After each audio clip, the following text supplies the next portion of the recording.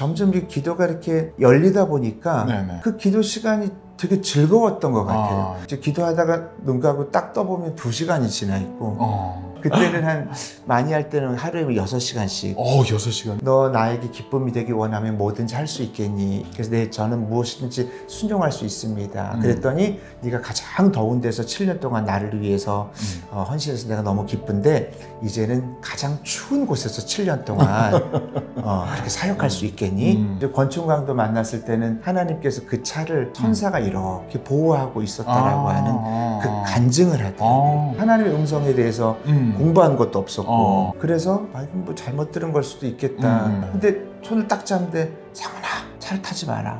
그게 아주 분명한 음성으로 들려오는 거예요. 주님께서 가라고 해서 여기까지 왔는데 여기서 이 고통을 주시면 저희가 어떻게 이해가 되겠습니까? 도저히 이해가 안 되는. 그런데 한 3일 지나니까 유빈이는 하나님 나라로 갔어요. 예, 하늘나라로 떠났죠. 그러니까 저도 그렇지만 아내가 받았던 그 충격과 왜 우리 가정에 이런 일이 일어날 수밖에 없을까.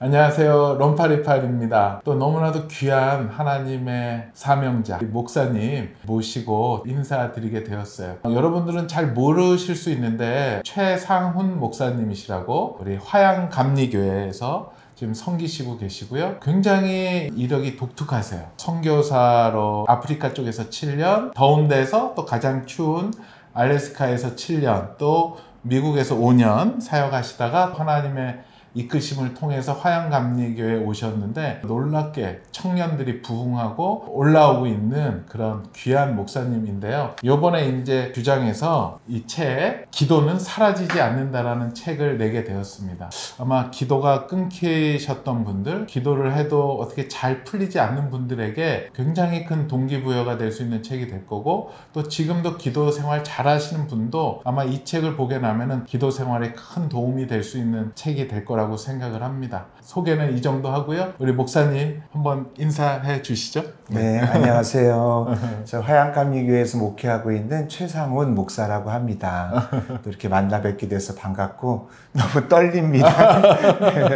아니, 저는 목사님 보면 한국에서 열심히 이제 단독 목회 뭐 이렇게만 하시다가 여기까지 오신 줄 알았는데 선교지에서 그렇게 14년 또 외국에서 한 20년 가까이 계시다가 이렇게 한국에 오셨다는 게 되게 독특해요, 목사님. 네. 선교사는 언제 이렇게 나가시게 되셨어요? 대학 다닐 때 선교 대회에 참석해서 거기서 이제 감동을 받고 또 그곳에서 서원하게 되어지고, 또 하나는 단기 선교를 한 3번 정도 갔던 것 같아요. 네. 그때 이제 그 영혼들을 보고 너무 또 마음에 하나님께서 할트를 주셔서 선교사로 서원하기로 그렇게 결단을 했었습니다. 그러면 이제 선교지가 어디?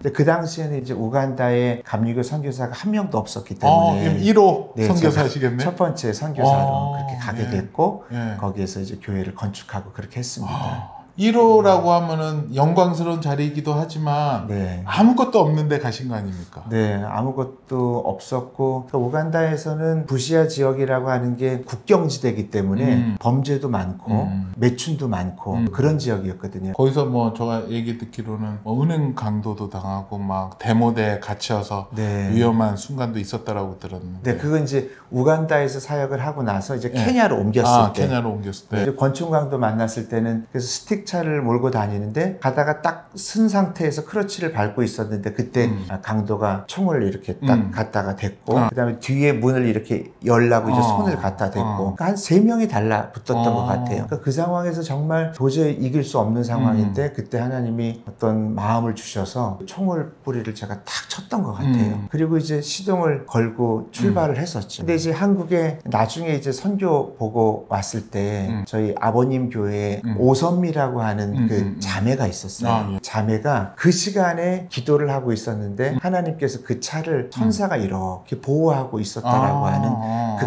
간증을 하더라고요.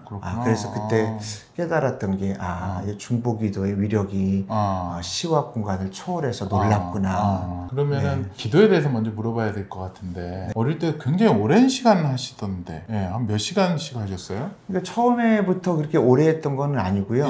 처음에는 이제 뭐 10분 앉아 있는 것도 그렇죠. 힘들고 근데 이제 30분 앉아 있고 점점 이 기도가 이렇게 열리다 보니까 그 기도 시간이 되게 즐거웠던 것 같아요. 이제 기도하다가 눈 감고 딱 떠보면 2시간이 지나 있고 그때는 한 많이 할 때는 하루에 6시간씩 6시간. 그 2-3시간 동안 그냥 어떻게 그 문장을 이어가세요?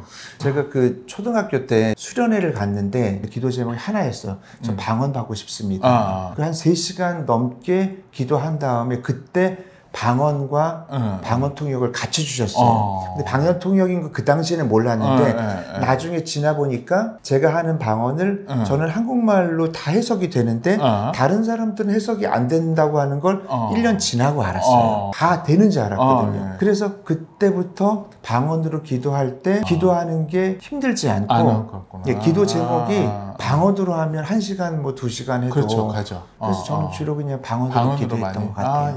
네. 그럼 목사님이 생각하는 기도란 무엇이세요? 특별히 내가 어떤 제목을 이루기 위한 수단이 아니라 그 자체가 좋았고 주님께서도 나와 함께 한시도 끼어 있을 수 없더냐 같이 함께 하고 싶어 하는 마음처럼 저는 기도가 그냥 주님과의 관계고 주님과의 교제고 그냥 기도의 자리에 있는 것 자체가 기쁨이고 그러니까 저희 교회 청년들 같은 경우에도 그냥 교회 와서 본당에 그냥 이렇게 주님 저 왔습니다. 그렇게 앉아있기도 하고 또 찬양을 하기도 하고 그 전체를 크게 보면 기도의 한 부분이 될 수 있다.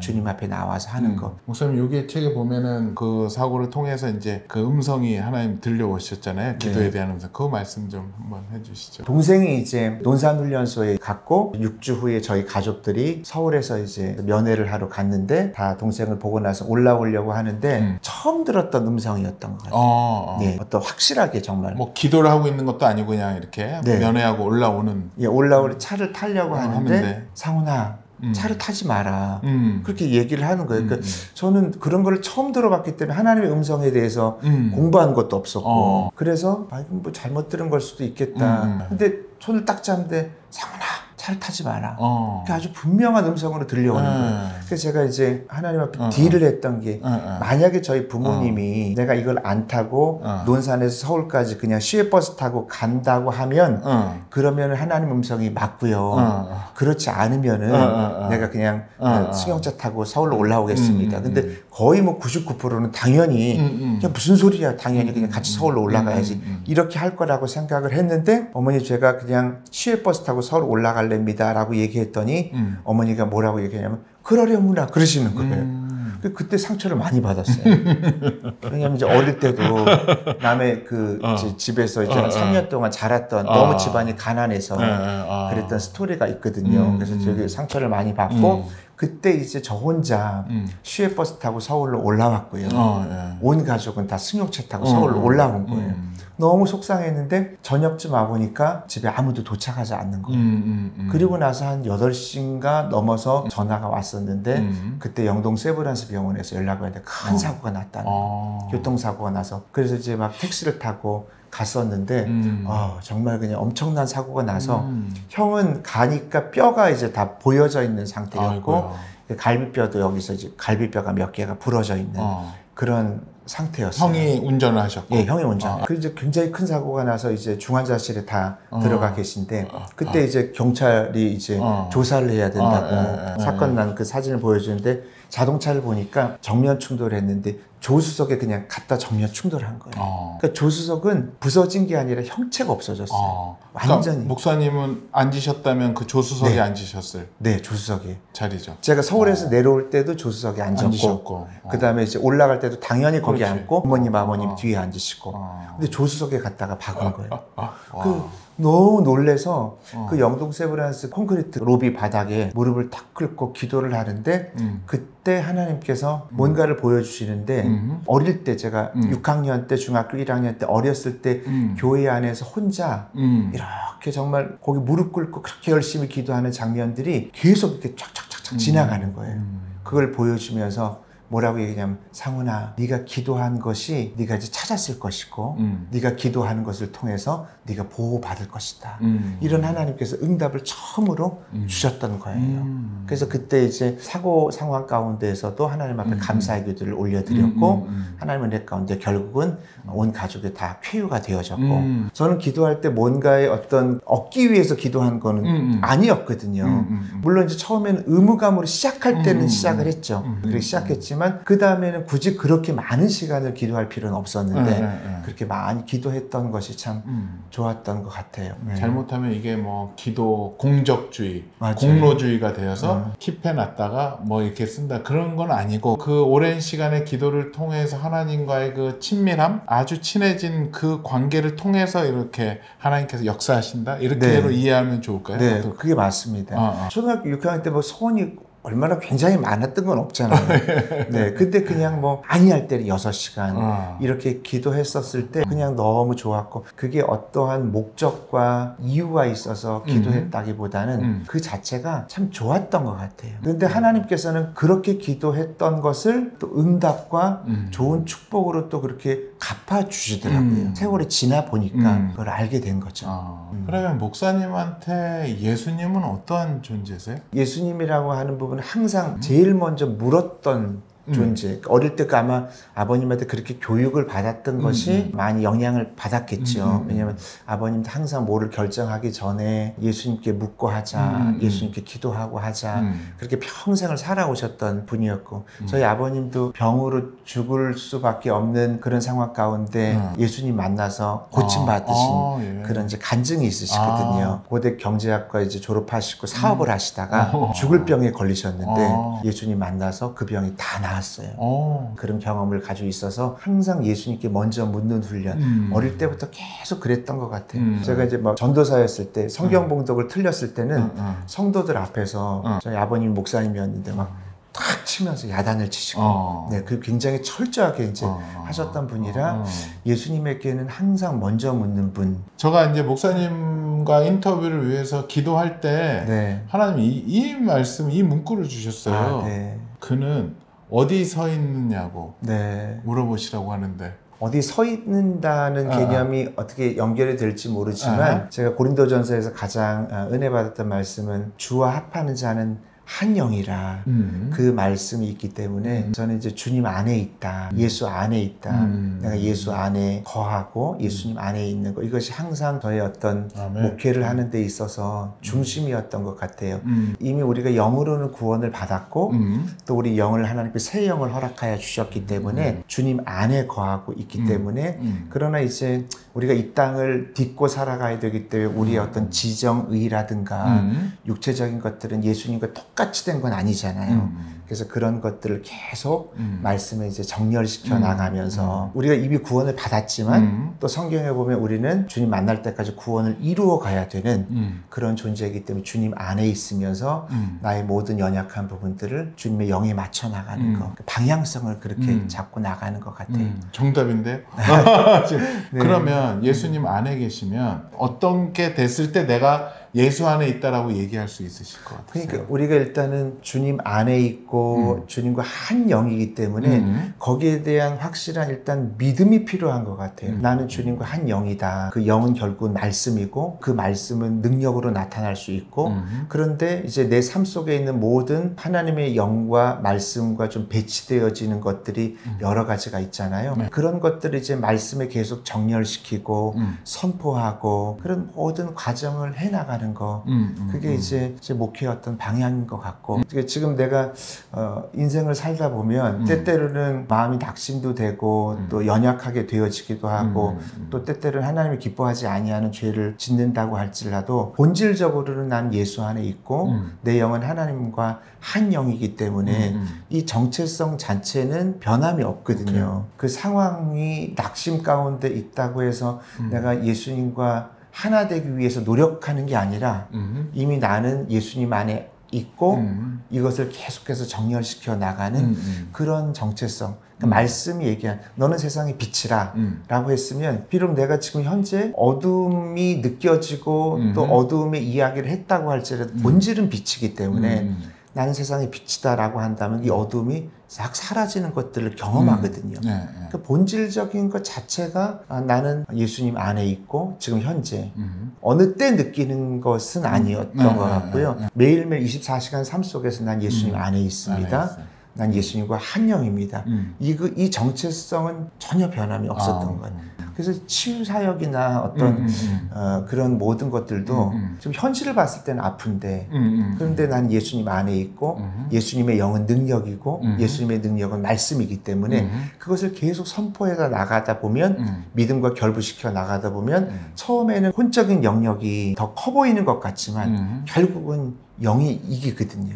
그래서 거기에 맞춰 나갔던 것 같아요. 그래서 저는 매일의 삶 속에서 마음에 업앤다운이 있다고 할지라도 난 예수님 안에 있습니다. 이거는 24시간 변함이 없습니다. 그렇게 얘기할 수 있는 것 같아요. 놓치지 않고. 젊은 친구들이나 보통 사람들이 그런 생각을 가지고 있더라도 사단은 계속 그거를 무너뜨리려고 하고 네. 어느 순간에 안 좋은 얘기하고 네. 또 욕을 하게 되고 네. 미워하게 되고 네. 또 다른 음욕을 품기도 하고 그럴 때 이제 다시 돌아오다 보면은 또 마음이 힘들잖아요. 네.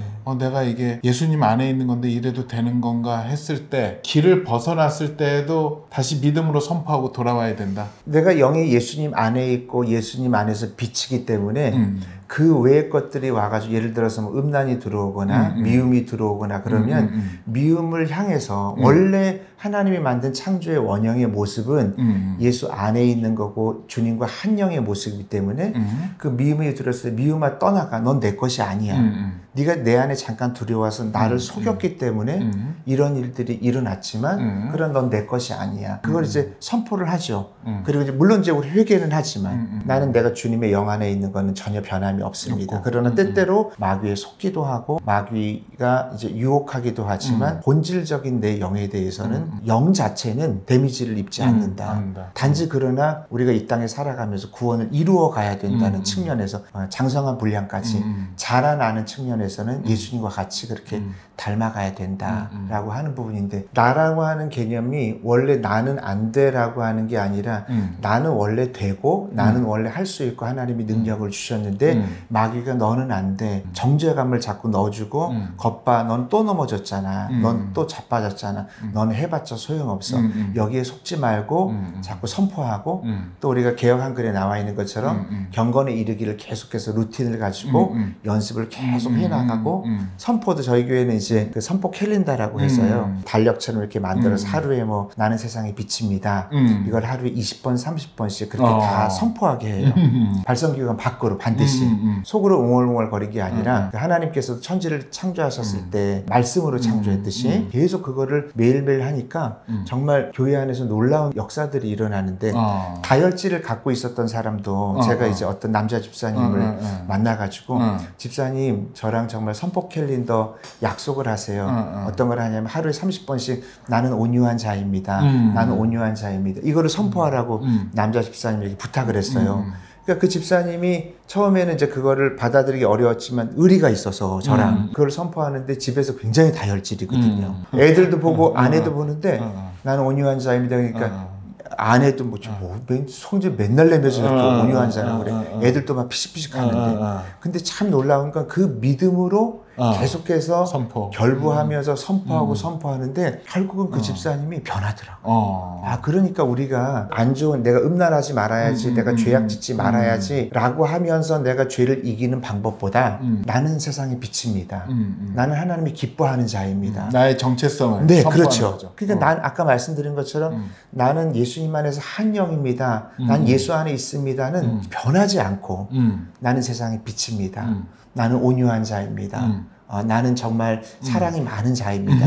이걸 계속 선포하게 되어질 때 교회 분위기가 달라지고 저희 청년들이 굉장히 많잖아요. 그러다 보니까 막 우울증 걸린 청년들 뭐 여기 무슨 면도칼로 긋고 있던 청년들 이런 친구들도 너 그거 하지 마. 너 그거 참아야 돼. 그렇게 얘기하지 아니고 넌 빛이야. 넌 하나님 너무 사랑하셔. 이런 성경에 나와 있는 말씀을 나의 정체성으로 삼고 내가 살아가면 그걸 나로 규정해야 돼. 되는데 주변에서 얘기하는 것 너는 소극적이야. 넌 자꾸 넘어진다. 이런 것들을 정체성으로 삶으면 결국은 마귀를 겨우 이겨내지 못하더라고요. 근데 우리가 이 정체성을 딱 외치면서 거기에 기도를 딱 덧붙이게 되어지면 그때부터 하나님 역사하시는 거예요.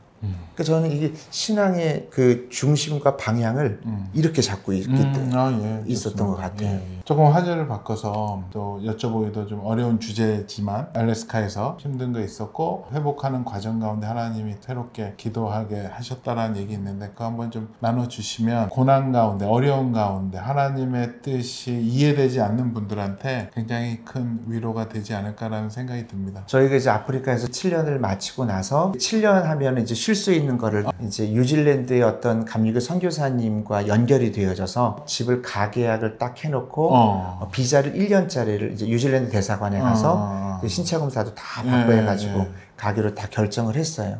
그리고 이제 3주 남은 시점에서 새벽 기도 가서 기도하는데 하나님께서 음성을 주시더라고요. 그러니까 음성을 자주 주는 스타일은 아닌데 어떤 마음의 감동 비슷하게 주시는데 상훈아, 네가 7년 동안 아프리카에서 교회 개척을 하고 또 피난민들을 돌본 것에 대해서 내가 너무 기뻤단다. 그래서 제가 감사합니다. 저 정말 주님 앞에 더 기쁨이 되기 원합니다.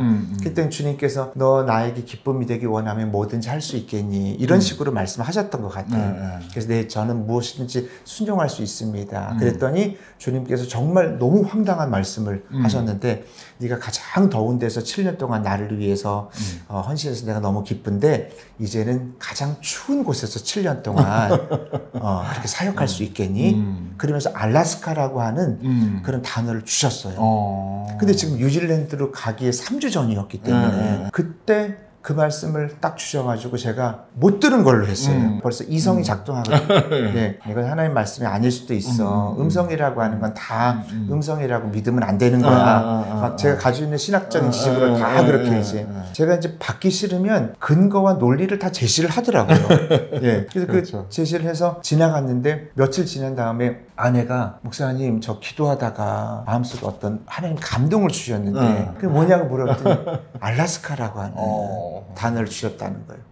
야, 그 정도 되니까 그때 정말 저는 목회자니까 굴복하지 않을 수가 없더라고요. 그래가지고 이제 다 내려놓고 이제 뉴질랜드 다 취소하고 좀 많이 울었어요. 네. 그리고 이제 가장 추운 정말 눈덩이가 있는 알래스카로 이제 7년을 약속을 하고 그리고 갔죠. 그러니까 하나님이 가라고 하신 곳으로 간 거예요. 가라고 한 곳으로 갔는데 3년 정도 지난 다음에 그 일이 생긴 거예요. 이제 어떤 교인이 왔는데 알래스카는 이제 너무 추우니까 창문을 거의 열어놓지 않아요. 그때는 환기를 좀 시키고 좀 그러고 싶은 마음이 있어서 문을 열었는데 방충망이 달려있는데 우리 아이들은 그 방충망을 처음 본 거예요. 그때 한 아이가 2살, 또 큰 애가 4살 그렇게 됐었죠. 그때 방충망을 두들겨 보니까 바운드가 있잖아요. 이렇게 재밌잖아요. 그러니까 엄마 아빠랑 밑에 내려가가지고 집사님 오셨길래 집사님을 맞이하는 도중에 애들이 그게 너무 재밌으니까 그걸 막 치면서 막 불렀던 거죠. 그래가지고 그게 떨어졌어요. 그때 영하 한 25도 정도 굉장히 추웠던 때인데 창문이 안쪽 창문이 아니라 바깥 창문으로 애들이 딱 치면서 딱 매달렸는데 그러니까 몸이 밖으로 나가 있는 상태죠. 근데 이게 상식적으로 불가능한 게 얼음 얼었던 그 부분을 잡으면 다 피가 나거든요. 애들이 잡을 수 없는데 첫째가 그걸 잡고 둘째가 잡고 있는 거를 제가 1층에서 그걸 봤어요. 보고 나서 그냥 얼굴이 새하얘져가지고 막 올라갔는데 첫째 아이의 팔을 잡았어요. 팔을 잡고 첫째 아이를 딱 이제 거실로 내팽개치고 둘째 아이를 잡으려고 했는데 힘이 없어서 얘가 떨어진 거예요. 네, 떨어지고 이제 머리부터 떨어지게 됐죠. 그 다음에 아이 유빈이었는데 유빈이 그 옷을 싸들고 새벽기도 재단에 갔고 아내는 이제 병원에서 한 3일을 거의 잠 못 자고 계속 기도했던 것 같아요. 하나님 가라고 한 곳에 저희 원래 이쪽으로 오려고 한 거 아니었잖아요. 뉴질랜드로 가려고 했는데 주님께서 가라고 해서 여기까지 왔는데 여기서 이 고통을 주시면 저희가 어떻게 이해가 되겠습니까? 도저히 이해가 안 되는 그런데 한 3일 지나니까 유빈이는 하나님 나라로 갔어요. 예, 하늘나라로 떠났죠. 그러니까 저도 그렇지만 아내가 받았던 그 충격과 왜 우리 가정에 이런 일이 일어날 수밖에 없을까 순종해서 여기로 왔는데 이런 일이 일어난 것에 대해서 저희는 이해할 수가 없었고 둘이서 아무 말도 하지 않았던 것 같아요. 그리고 나서 이제 거기 장로님이 LA로 가라고 해서 좀 쉬고 오라고 그래서 한 2주 정도 LA로 갔는데 펜션에 있어도 둘이 아무 말도 할 말이 없는 거예요. 아내는 계속 울기만 하고. 그리고 나서 이제 제가 이제 걸어서 밖으로 나왔는데 조그만 미국 교회가 있더라고요. 문이 열려 있더라고요. 이렇게 딱 치니까 끽 하면서 열려지더라고요. 그 맨 끝에 이렇게 앉았는데 정말 그 캄캄한 그 미국 교회가 좀 시커먼 그런 곳이었는데 이렇게 기도를 하려고 하는데 입이 안 떨어지. 너무 힘들면 그렇죠. 기도가 나오지가 않더라고요. 그냥 가만히만 있는데 마치 정말 조명 하나가 다 꺼진 상태에서 스포트라이트 하나 비치는 것처럼 조명 하나가 저한테 쫙 비춰지는 것 같아요. 실제로 그랬는지 감동이진 알 수 없었는데 그 조명이 비춰지면서 상훈아, 주님의 음성이 들려오고 상훈아, 네 마음이 많이 아프지? 바로 내가 아들을 잃었을 때 내 마음도 너와 같았느니라 라고 얘기하면서 주님이 그 정말 찢어지는 하나님의 마음, 그 마음, 예수님을 이 땅에 십자가에 못 박게 하셨던 하나님의 마음이 그때 저에게 부어졌던 거예요. 그러니까 저는 제가 가지고 있는 목회의 가장 큰 힘은 영혼 사랑하는 마음이 저 안에 있는 거. 이게 저한테는 가장 큰 자랑할 수 있는 능력이에요. 뭐 제가 뭐를 잘한다, 뭐 기도를 한다, 설교를 뭐 어떻게 한다 이런 건 전혀 없었던 것 같고 오로지 하나 그 마음이 부어졌던 것 같아요. 그리고 아버지의 마음이네. 네. 근데 그 마음으로 목회를 하니까 아픈 사람을 놓고 기도하는데 제가 똑같이 아프더라고요. 그게 좀 신기한데 예를 들어서 어떤 사람이 뭐 허리에 통증을 가지고 있으면 같이 막 기도하면 저도 그 부분이 아픈 거예요. 근데 아마 이거는 뭐 어떤 심리적인 게 아니라 부모 마음이지 않나. 자식이 굉장히 아프면 부모가 같이 아프다는 말 있잖아요. 맞아요. 그런 것 같은 마음이 부어져서 영혼 사랑하는 마음이 확 부어지면서 하나님은 그때부터 여러 가지 뭐 이적도 일으키시고 또 하나님께서는 또 교회도 부흥시켜 주시고 탁월한 어떤 말의 능력, 노하우, 어떤 프로그램의 능력이 아니라 그때 하나님 주셨던 거는 이것이 내 마음이었다. 그 마음이 혹하니 부어졌던 거예요. 그래서 저는 목회의 중심은 이거다. 그런 생각이 있었던 게 그때 지금 그 현장에서 그 마음 부어주시면서 유빈이에 대한 또 마음은 안 주셨어요? 유빈이를 봤어요. 유빈이 아빠, 할렐루야. 아빠 걱정하지 마. 아빠 우리 곧 만날 거야. 그래서 유빈이가 건강하게 예수님 옆에 있는 것을 처음으로 봤어요. 보게 하셨구나. 네, 그래서 그때 저는 상처가 그 순간에 기적과 같이 싹 사라지더라고요. 그리고 아내도 점점 하나님께서 또 치유해 주셔서 그 얘기 또 사모님이랑 나누셨을 거예요? 네, 나눴어요. 네, 아내가 너무 많이 울었죠. 뭐 저처럼 한꺼번에 그렇게 치유된 건 아니었지만 하나님 계속 만지셔서 치유하시고 또 많이 좋아졌어요. 그때 하나님 주셨던 그 아버지의 마음이 부어지면서 한 영혼 한 영혼을 볼 때마다 그러니까 저도 이제 개척교회를 했잖아요. 알라스카에서 한 명에서 시작했으니까 뭐 두세 명 모일 때는 한 사람 안 오면 그 아픔이 굉장히 크거든요. 알라스카에서 그런 것들을 배우면서 자녀를 잃으면서 그것이 결합되어져서 하나님이 완전하게 주셨던 게 바로 뭐냐면 영혼 사랑하는 마음, 그 마음을 품고 그리고 한국에 오게 하셨던 것 같아요. 네. 한국에 오셔서 200명 정도 네. 모이고 청년화 10명? 예, 15명 정도 모였다는데 지금은 제가 듣기로는 한 지금 제적은 1000명이 넘고요. 예. 아니, 청년이 아니면 전체? 청년. 청년만? 청년만. 이제 어른들까지 합치면 뭐 제적이 한 2000명 정도 넘고 출석 인원은 조금 차이가 있죠. 왜냐하면 그렇죠. 코로나도 겪고 요즘 또 온라인으로 드리고 있는 분들도 아직 조금은 있으니까.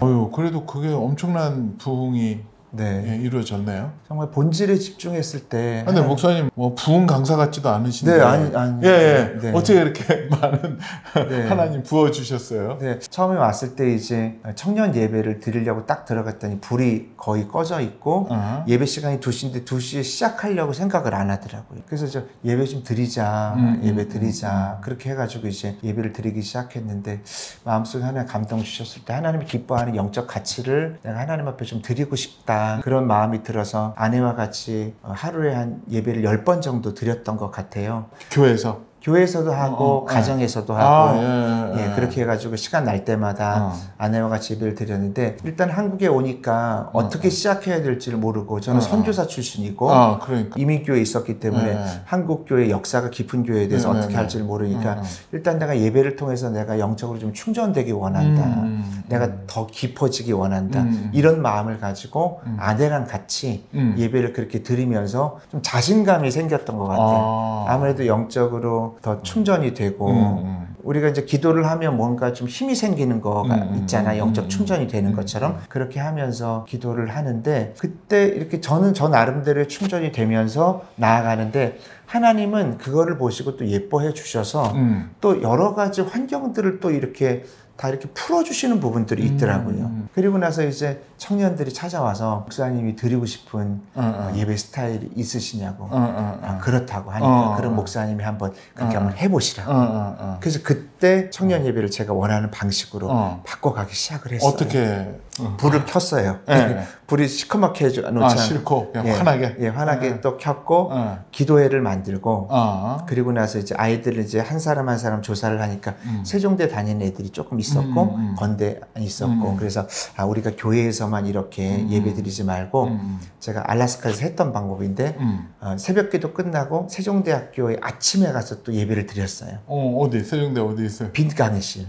빈 강의실. 네, 빈 강의실 가보면 이제 열려 있는 데가 있거든요. 예. 그 세종대 학생이 이렇게 가서 열려 있는데 거기서도 예배를 드리고 또 기도를 하고 또 아이들도 계속 기도하는 훈련을 하고 선포하는 훈련을 하고 또 이제 건대에 가서도 예배 드리고. 근데 아이들이 처음에 교회 안에서만 예배 드릴 때는 좀 이렇게 지루해하다가 돌아다니면서 예배 드리니까 학식에 가서 밥 먹고 또 햄버거도 먹고 이렇게 하면서 서로 친해지면서 담임 목사님 같지 않네? 애들이 이제 그런 마음들이 있었던 것 같아요. 같이 어울리고 같이 생활하고 마치 이제 예수님이 제자들이랑 같이 삶을 같이 했던 것처럼 그 아이들이 생각해 이 목사님이랑 같이 좀 우리가 지내봐야 되겠다 이런 생각이 들어지면서 또 아이들의 순종의 그 순도가 높아지기 시작했던 것 같아요. 그러면서 이제 한두 명씩 데려오기도 하고 30명이 되고 40명이 되고 그렇게 출발했던 것 같아요. 그리고 나서 우리 한 100명 목표를 한번 해보자. 그랬더니 우리 어떤 청년 얘기하기 목사님 쉽지 않아요. 그렇게 얘기했는데 정말 드림백 프로젝트를 했는데 100명이 됐어요. 이제 그때부터는 좀 이제 부흥이 더 빠른 속도로 네, 그렇게 됐던 것 같아요. 그리고 뭐 언제나 뭐 성가대 하기 전에도 기도, 사역자도 마찬가지고 임원단도 마찬가지고 그냥 찬양팀 할 때도 30분 기도하고 그 다음에 찬양팀 연습. 어찌 보면 그 부흥의 모든 기본은 기도에서부터 시작이 됐네요. 예. 그 저희 교회는 층계마다 저희가 이제 다 붙여놔요. 올라갈 때마다 말씀을 선포하라고. 나는 세상의 빛입니다. 나는 세상의 소금입니다. 현실을 봤을 때는 나는 왕따고 나는 영향을 못 미치는 사람인데 자꾸 정체성에 있는 하나님 말씀에 있는 거를 내가 계속 선포하는 거예요. 나는 세상의 소금이다. 소금이다. 그럼 난 소금 맛을 내는 사람이네. 나는 영향력을 끼치는 사람이네. 그게 자꾸 자기 자신 안에 하나님 말씀이 녹아 들어가는 거예요. 그러면서 청년들의 분위기가 바뀌고 교회 안의 분위기가 바뀌어지는 거. 거기에 이제 성령의 그 기름 부으심과 기도가 같이 이렇게 부어지니까 그게 이제 시너지 효과를 일으켰다. 기도하시면서 하나님께서 이제 기도할 때 어떤 능력들이 조금씩 나타나신다라고 제가 얘기 들었습니다. 하나님께서 이제 기도하다 보면은 갑자기 마음에 감동을 주실 때가 있고요. 또 하나는 제가 너무 어떤 부분이 아파요. 금요일을 이끌고 있는데 제가 막 두통이 막 시달려요. 근데 하나님 주는 감동은 이 부분을 낫게 하기 원한다. 하나님이 어떤 감동을 주셔서 그 아픈 부위를 선포하게 하시는 경우가 요즘 일어나고 또 하나는 내가 아프게 해요. 저 원래 아픈 부분이 아닌데 아픈 부분 막 그런 부분. 근데 그 부분을 선포하게 되어졌을 때 또 치유받는 역사가 일어나더라고요. 좀 우스운 얘기긴 하지만 주님 그 선포하는 건 좋은데 저를 아프게는 하지 마세요. 뭐 그렇게 좀 요즘에 좀 아내한테도 하나님 저 아프게는 안 했으면 좋겠다고 선포는 좋은데 갑자기 막 그냥 여기 막 통증이 있거나 뭐 심장이 뭐 아프거나 주님 그런 방법은 좀 쓰지 말았으면 좋겠다. 좀 그렇게 좀 얘기하기도 하고 처음에 선포할 때는 걱정도 되고 염려도 됐는데 일단 하나님 선포하라고 하시더라고요. 예전에는 간헐적으로 일어나다가 최근 3개월 동안은 매주마다 이렇게 일어났는데 그 계기가 몇 번 있었어요. 책에도 썼는데 베트남에 갔을 때 저희 교회 이제 의사 선생님들이 한 6분 정도가 계신데 의료 선교를 갔어요. 거기 있는 선교사님이 한 분을 위해서 꼭 위로 기도를 해달라고 하시더라고요. 가보니까 한 50년 동안 손이 이렇게 굽어져 있는데 이게 펴지도 못하고 이렇게도 안 되고 이렇게 굽어져 있는 분인데 태어날 때부터 이게 아마 기형아적으로 그렇게 된 것 같아요. 이렇게 평생 동안 살았다고 너무 힘든데 주님이 사랑한다고 좀 목사님 여기 오셨으니까 기도해 달라고. 그래서 이제 기도를 거기서 해줬는데 주님께서 뭐라고 얘기했냐면 위로 기도하지 말고 선포 기도하라고. 치유 기도하라고. 바로 들어가라. 예.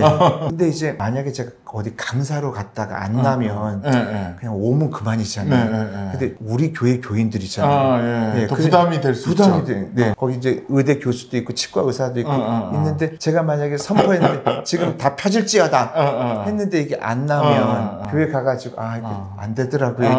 이게 좀 뻘쭘하잖아요. 근데 자꾸 너무 감동이 되는 거예요. 그리고 너무 감동이 될 때는 순종하는 게 좋겠더라고요. 그래서 그 순간에 주님 손이 펴질지어다. 그래가지고 한 5분을 기도했어요. 보니까 안 펴지더라고요. 근데 빼도 박도 못해.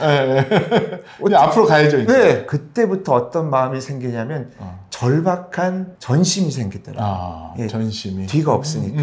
예, 그냥 앞으로만 주님 믿음이 강해지고 또 믿음이 또 활성화가 되어지고 그리고 나서 손이 펴지더라고요.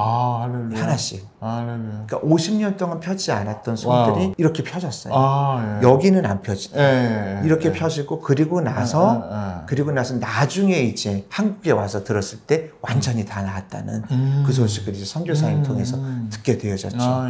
그래서 주님이 믿음으로 마음에 감동 주실 때는 선포해야 되겠구나. 혹시 그게 안 된다고 할지라도 나는 그냥 순종하겠다. 2주 전에 귀 머거리로 60년을 사신 분이 귀가 열렸어요. 금요 예배 때. 그러니까 이거는 그냥 아픈 부분이 치유된 게 아니라 평생 장애로 살아왔던 분이 열려져 가지고 저희 교회에서 이제 주일날 뭐 간증하고 그리고 또 그 기도에 대한 그 모든 것들이 이제 이 시점에서 이 책 안에 다 있습니다. 목사님은 참 이 책이 사람들이 보고 어떻게 위로를 받을 건가? 어떻게 도움이 될 거라고 생각이 드세요? 기도에 대해서 정말 마음이 좀 활짝 열렸으면 좋겠고 용기를 가졌으면 좋겠고 성경 말씀에 보면 선을 행하다가 낙심하지 말지니 때가 이르면 거두리라고 그랬는데 그 선이라고 하는 말의 아가도에 좀 깊게 보면은 기도라고 하는 뜻도 광범위하게 포함되어져 있더라고요. 내가 기도하다가 낙심할 만한 여건들이 있기 때문에 주님이 이 말씀을 주시면서 그래도 낙심하지 않으면 하나님의 때가 되어지면 결국은 거두게 되어지는구나. 근데 그거를 기도로 돌파했던 것 같아요. 그래서 지금 조금 힘들고 기도하다가 너무 정말 희망 고문처럼 해도 안 되는 것처럼 느껴진다고 할지라도 하나님 반드시 살아계시고 우리의 어떤 영과 말씀과 기도는 하나이기 때문에 그걸 계속 우리가 믿음에 결부시키게 되어지면 이런 혼의 영역이라든가 육의 영역 가운데는 나타나지 않을 수가 없어요. 나타날 수밖에 없어요. 그래서 기도는 정말 진리다. 절대로 낙심하지 마시고 그런 어떤 힘을 주는 책이 되지 않을까. 아멘. 그런 믿음이 있습니다. 이 책을 보다가 막 자신을 위해서 치유 기도도 하면 회복도 되고 치유가 일어나는 역사가 일어나겠습니다. 네. 렘한 것 같아요. 그러니까 저에 관한 스토리가 있지만 우리가 성경 말씀이나 설교를 들을 때 이렇게 들으면서 나의 삶과 이렇게 오버랩을 하잖아요. 성경에 나와 있는 것처럼 믿음과 결부시키게 되어질 때 저는 초대교회는 말씀 듣다가도 병 낫고 그럼요. 예배 시간에도 막 치유받잖아요. 그러니까 그런 역사가 교회만으로 국한되지 않고 어떤 곳이라고 할지라도 그곳이 주님과 함께하면 역사가 일어나는 공간이 되지 않을까. 그렇죠. 저는 이 책을 보면서 너무 좋았던 게 저희도 이제 기도책을 많이 내잖아요. 많이 내는데 이 책은 전혀 어렵지 않은 게 너무 좋았고요. 우리 목사님의 고백이 있었고 또 기도하시는 분의 이야기예요. 그러니까 기도를 연구했던 분의 책이 아니라 기도로 직접 현장에서 싸웠고 또 기도했고 받아들이기 힘든 아픔도 기도로 승리하셨고 또 그거를 통해서 하나님께서 역사하시는 그 현장에 있어서 기도에 용기를 얻게 해주는 격려해주는 기도하다가 좀 힘들어하는 낙심자들에게 주시는 하나님의 귀한 선물이 될 거라고 정말 이 연사 열심히 외칩니다. 아멘. 정말 제가 되게 프라이드가 있고요. 저도 이제 많은 분들에게 기도하다 힘든 분들에게는 이 책을 제가 선물하려고 네, 감사합니다. 제가 하겠습니다, 목사님. 감사합니다. 또 우리 목사님이 처음 책을 내는 분이라 맞아요. 우리 여기에 그 유명하신 우리 유기성 목사님, 네. 또 김용희 선교사님 적극 추천해 주셨습니다. 네. 할렐루야. 네. 아니 저는 이 책이 아마도 많은 사람들을 기도의 자리로 이끌게 하는 귀한 책이 될 거라고 저는 믿습니다. 그렇게 기도할 거고요. 아멘. 마지막으로 기도란 제가 마지막에 그 에필로그에도 썼는데 네네. 다윗이 나는 기도할 뿐이다 그렇게 이제 다윗이 고백을 했거든요. 그 여러 가지 어려움을 너무나 많이 겪고 환난을 겪으니까 그때마다 나는 대적을 만날 때마다 나는 기도할 뿐이라 그렇게 얘기했는데 원어를 찾아보면 나는 기도라라고 써 있는 걸 보고 저 굉장히 놀랐어요. 나는 기도라. 네, 나는 기도라. 직역을 하면 네, 나는 기도라. 다윗은 그 삶이 그냥 기도구나. 그거에 대해서 굉장히 인사이트를 얻게 되어졌거든요. 그냥 특별히 내가 기도함으로 인해서 내가 이렇게 충전받아야지 아니면 기도함으로 인해서 이렇게 내가 응답받아야지 그 차원이 아니라 그냥 내 삶이 기도라 라고 얘기했던 것을 이제 제가 보면서 이거구나. 이게 바로 기도구나. 기도 이퀄 내 삶이구나. 그게 떨어뜨려 놓을 수 있는 그런 게 아니구나 생각할 때 기도가 훨씬 더 쉬워지고 기도가 훨씬 더 친숙해지고 어떤 거 내가 기도해야지라고 하는 결단이 필요 없는 엄마가 아이가 배고프면 자동으로 그냥 젖을 먹이듯이 그 자연스러움이 되어지는 것 같습니다. 그래서 기도가 삶이다. 그렇게 생각이 되어집니다. 감사합니다, 목사님. 네, 아멘입니다. 저희가 이제 마지막에 기도를 합니다. 기도를 하는데 오늘 혹시 아까 말씀하신 것처럼 지금 몸이 어디 하나님 사인 주시는 데 없습니까? 왜냐하면 저희는 이제 모든 분들이 아니라 오늘 딱 하나님이 마음 주시는 계층, 어디 상처, 아니면 어떤 곳을 놓고 기도를 하는데 누굴 놓고 기도를 해 주셨으면 좋을까요? 네, 지금 갑자기 제가 원래 인위적으로 만들지를 못하잖아요. 그럼요. 잠시 시간을 드리겠습니다. 기도해 보시고.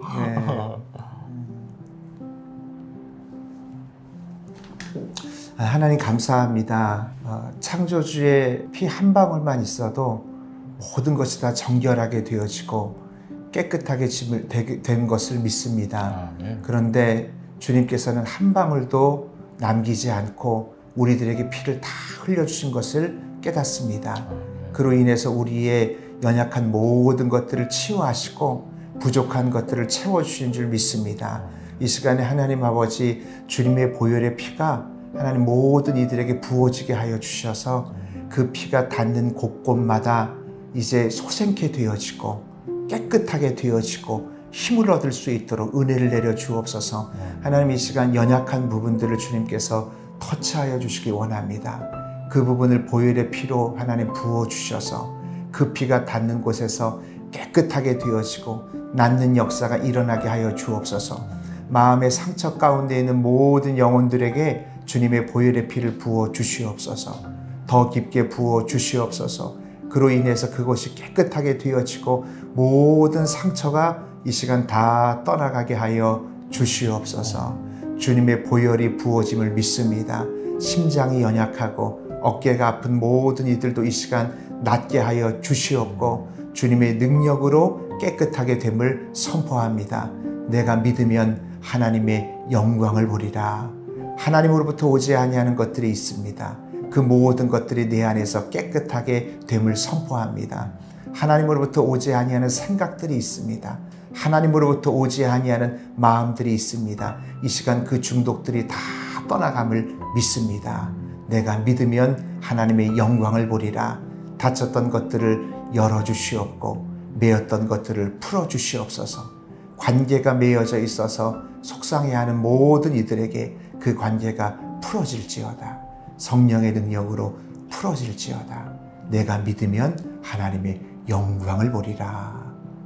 예수님의 이름으로 기도하옵나이다. 아멘. 아멘. 믿습니다.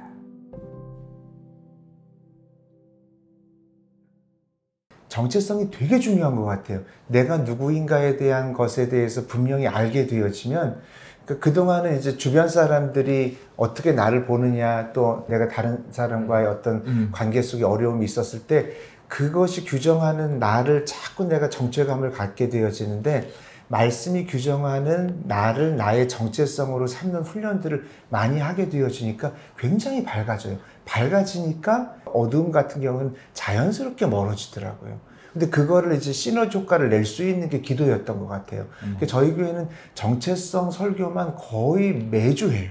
내가 누구인가. 그럼요. 나는 하나님의 형상으로 지음받았는데 형상이라고 하는 말이 첼렘이거든요. 그 첼렘이라고 하는 말은 우리의 모양만 얘기있는 게 아니라 하나님의 성품, 하나님의 권세, 하나님의 능력이 바로 나기 때문에 나도 똑같은 성품을 당연히 가질 수 있고 나에게 주셨다라고 하는 것을 애들이 인식하면서 시작하면서 애들이 우울했던 애들이라든가 이런 애들이 와 내가 빛이구나.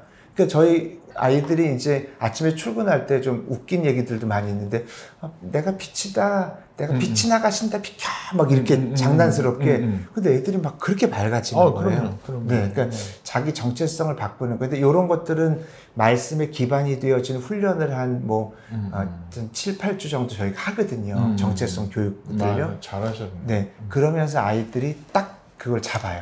그리고 목사님 저는 너무 그걸 지지하는 게 뭐냐면 저도 이제 아이를 셋을 키우면서 네. 저는 아이들 어릴 때서부터 항상 아이덴티티 훈련만 시켰어요. 아, 그렇구나. 너는 누구니? 네. 너는 누구야? 네. 하나님의 아들. 되게 쑥스러워하잖아요. 내가 어떻게 네. 하나님의 아들이야. 그러니까 하나님의 아들이 기도하는데 아들이 달라고 그러는데 그 맨날 저는 그냥 그거를 그냥 계속 얘기해요.